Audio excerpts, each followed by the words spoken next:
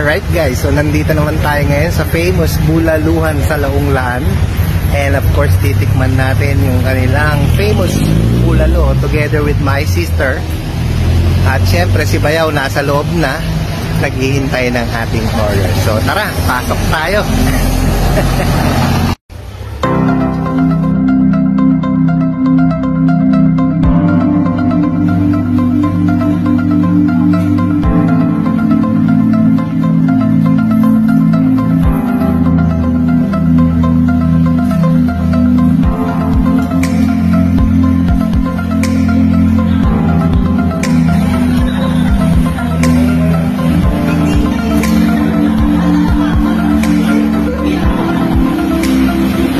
So paano? Sogbong-sobong na naman. Time to go na naman. Alright, so okay. Hanggang sa ulitin guys. Say bye-bye na guys. Bye!